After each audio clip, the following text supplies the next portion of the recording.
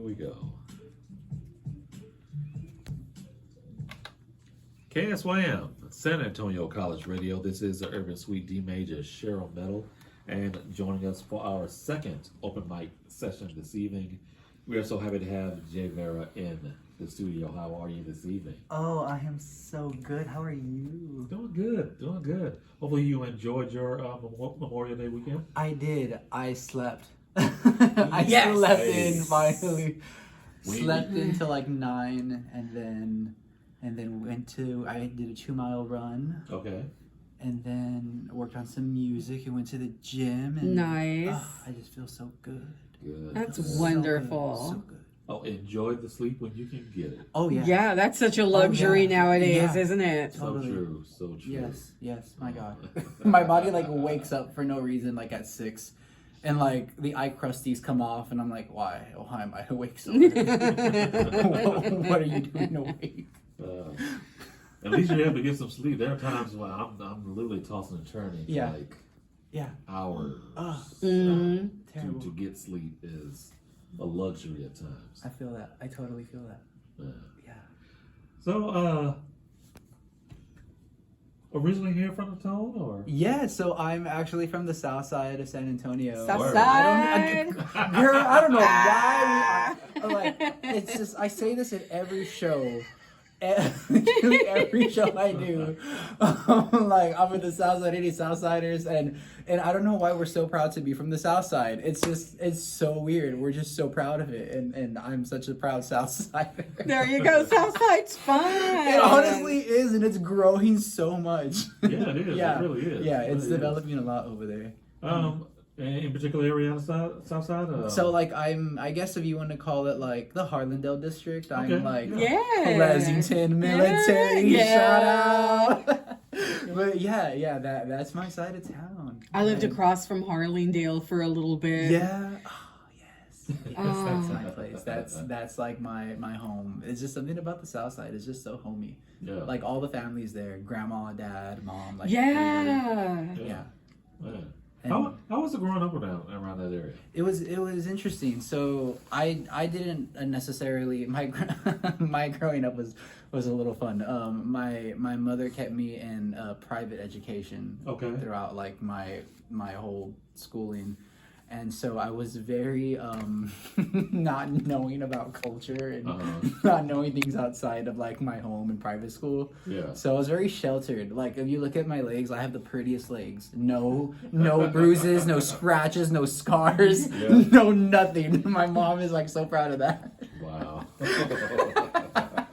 She'll probably kill me for saying that. But yeah, I was. She kept you from all the skateboarding accidents. From everything. And then grandma, like if I wanted to go like bike riding, like okay, put all the wrapping paper, put all like the pillows, 3 helmets every. Like, oh my god. Yeah, it was fun. I don't know how to ride a bike, but you know. Oh man. Did you play outside at all? Oh yeah, at the backyard. Yeah. I wasn't stuck in the room. Yeah, I did a lot of. I was an only child for 15 years, and really? Crazy. So my playtime was like by myself, and I had this blanket. Uh-huh. And this blanket was like my best friend. This blanket was like the thing I would use for everything. Like it was my plaything. Like there was times where it was my cape. There was times where it was like my magic carpet. There was times when it was like my wings. Yeah. Like as a little kid, I was just like all these crazy cool imaginations. These things that I'd imagine, and then it kind of translated into like my music videos and my music, and so the child never died out. Speaking of that, when was your first inkling of music? Your first early memories? Gosh, I was in elementary school. There was a talent show, and I wanted to be a part of the talent show, and I don't even know why I wanted to be a part of it. It was like, as a kid, you have no like, you just do what you want when you want to do it. Yeah. So I had like a month to prepare.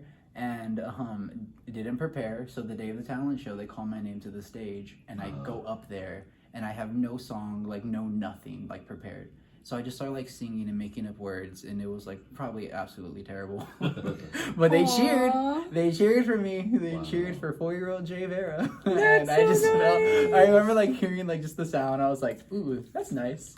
That's a nice sound. Cool. And so, you know, kind of just fell in love with being in front of like crowds, and then that translated into singing in front of people more, and then the writing came, and that's when it got real cool. When like, How old were you at that time? No, actually, like performing and but performing as well. But actually putting word to paper, because not everyone. Some people just get on stage and just sing. yeah. I was probably in middle school, maybe Okay. like 6th grade, 7th grade is like I I found the music that I would write Yeah. terrible. Little 6th grade Jay Vera was not making any sense in his lyrics, but yeah, I wrote exactly what I felt, even if it made no sense, and that was the cool thing. Uh-huh. It didn't have to make any sense. It just made me feel really good, and I just kept on doing it, Mm-hmm. and then just met some really great writers who really helped me as a writer, and so yeah. Oh, good. Yeah. Awesome. And obviously everything's evolved into what you're doing now. So, yeah, that's awesome. I know. Any early influences? Yeah, so my mom is a hardcore rocker, so Okay. like Oh wow. no, let me tell you, I was like a little kid listening to like Marilyn Manson, Korn, Oh, Disturbed, wow. like these hardcore like vocalists and just like metal rock and roll, and I was just I love the big sounds, and I love the ranges that these Yeah. people had. Yeah. My God. And so yeah, that was like the music that I was introduced to from my mom. And That's wild. Normally Yeah. it's like some R&B. no, or some no, old we were like 70s. jamming out to like Korn. Yeah, it was, what is that? No, it wasn't Korn, but like the bodies hit the floor. Yeah. Yeah, and I was like a little kid, like yeah. So it was cool, but yeah, that was like the earliest music that I was introduced to. I love it. Good times. Good old mom. Anything from your grandma as well, or? Grandma is very, the dynamics are different with grandma. She's very quiet. Yeah. You don't make noise at grandma's house. Okay. And the only noise that is allowed at grandma's house is when it's coming from grandma. Okay. So no loud music from grandma. No, none of that. Wow. Yeah. Wow. That's amazing to get the influences at such an early age. Man. Yeah. Such simpler times, honestly. Really. Yeah. Gosh, where did the time go? Oh man. Oh, to be 6 years old again. Oh, yeah. In high school, did you go to choir? So I actually like tried out for the choir team, and I think I was in 9th grade. Yeah, I was in 9th grade at high school. Duh. And I tried out, and the lady that was there was like, "This isn't the Glee Club," and I was like, "Noted. All right." Wow. And so I just was like so Wow. discouraged. Wow. I didn't, But yes, it is. Dude, I didn't go back after that. And I was like all excited. I was like, I got my song prepared, and Wow. and yeah, they were like, "This isn't Glee Club," and I was like, okay, maybe this isn't Oh my God. maybe this isn't the venture for me. Wow.